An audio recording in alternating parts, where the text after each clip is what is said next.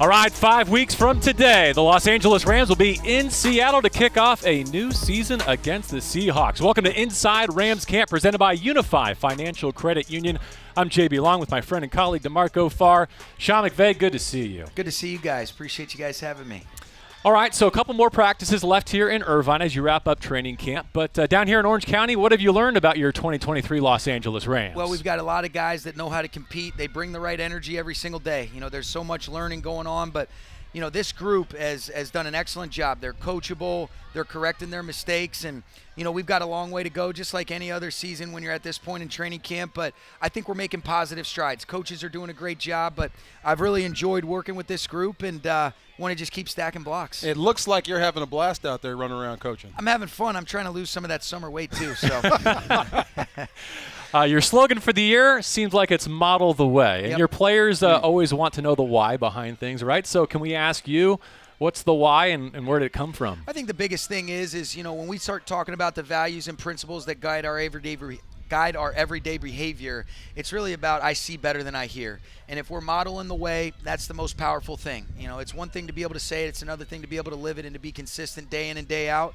And in a lot of instances, a lot of the things that we ask our players are things that, hey, I want to make sure I'm holding myself accountable to it and always try to be reflective and be the best coach that I can be for these guys. But they certainly have done a good job with that and want to keep doing that as we continue on leading into the season, like you mentioned. When they talk about your team, they talk about how young it is. I think you're kind of familiar with that. I mean, young is not the end of the road. It's just young means young. It doesn't mean bad. Yeah, and at some point, you know, really, we go strap up and play against Seattle in 5 weeks like you guys mentioned, and, you know, this is the Rams 2023 team. You know, we've got a lot of guys, hey, they are young, but at some point we got to be able to move on from that narrative because we're not going to use that as a crutch. We expect these guys to accelerate their progression.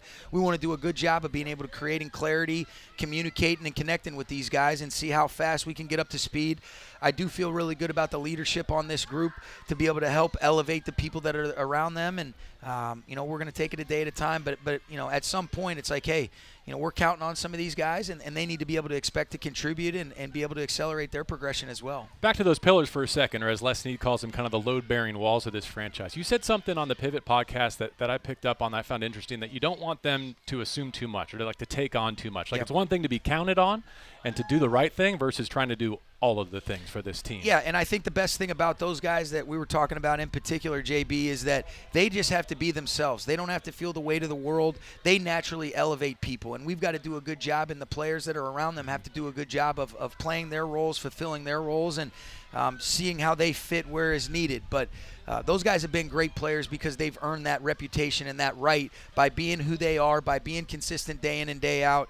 And I think sometimes when you feel like, okay, hey, the narrative is young, whatever, and I've got to be able to do more than, you know, what I've done. No, I don't want them to have to do anything other than be themselves, and that's going to be plenty good enough. And then we've got to be able to get guys to be able to contribute around them, and then we have to be able to do our part as coaches to be able to help accelerate that progress as well. Outside of you, watching you run around, you're my favorite guy to watch. I like watching. Why would you say that? Because it's fun watching you coach. It seems like you're having a blast. This is what coaches want to do. That's it's a right. young football team. You're love starting it. on the journey. But watching Matthew Stafford lead a bunch of young guys Yep. and helping them get better, making players better. I love watching that guy go. Yeah, and I think when you just watch the way that he's leading, the way that he's communicating, some of the things that you can't really appreciate is his command, his communication in the huddle, the little coaching points, the encouragement that he's given, whether it's the offensive linemen, the skill players, his understanding of situational awareness. This guy's a stud in every sense of the word.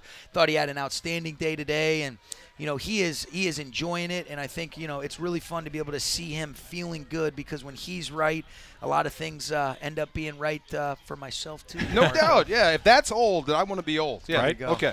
What about behind him? Here's kind of a bunch of questions wrapped up in one, like how's Stetson coming along? It is now game week, I guess. We go into preseason one. Like, do you have a sense of where you might go and how you might break it down under the lights at SoFi? You know, I think we'll work through that over the next couple days, JB, but it will be different than the approach that we're accustomed to here with the Rams the last few years. So, you know, you're going to see more guys play in the preseason. You know, as far as it relates to the quarterback position, I've been really pleased with Brett Rippon, Stetson, Dresser Wynn's gotten some snaps. I think Zach Robinson does such a great job, and Mike LaFleur being able to lead that room, communicate with clarity, and I've been really pleased. And there's so much that goes on at the quarterback position, and I think you want to just be able to make those incremental steps, not make the same mistakes twice. Brett's got a little bit more experience. You saw Stetson make a handful of nice plays out here today. And then I thought Dresser made some good throws where he and Braxton ended up connecting on one towards the end of the practice. And so it was a lot of fun, and you saw a lot of good things on both sides of the football, and that's exactly what we want to see. You're still going to run the ball, right? I thought something about running backs. You don't use running backs or whatever. Nah, I don't know You're still going to about run that. the ball, right? Yeah, we are. Running game is still important to football. That it is. I just want to make sure of that. Yeah. Hey, I never said anything, you jerk. What about the position battles at center and left tackle? Like, I think we look Yeah. at it as a good sign that Heck it's yeah. going into August. But at what point do you want to kind of make a decision at those spots so that they can build some cohesion? I don't think you have really a timetable on it. I think you want to be able to continue to evaluate. We're going to have a lot of opportunities, whether that be preseason games, practices against 2 other teams. And so we're going to continue to just take it a day at a time. But all of those guys that are competing for spots have played significant snaps and significant games for us. And so we know they can all play. We're continuing to just figure out what are the best 5, what does that combination really look like, and it certainly isn't exclusive to the offensive line. There's competition all over this team, and I think that's why you can feel the good energy at practices where guys know everything is going to be earned and nothing's going to be given, and we got to do the same thing as well. What makes a good left tackle to you? Like, is it just trust or? What would you say as a defensive lineman? A huge wall of a man that can't be moved. I mean, but is There it you more go. for trust with you for what you're doing offensively? No, I think it's what you just mentioned. I think it's production. I think you look at the big fella that was doing it at a high level for such a long period of time for us. He always used to talk about production.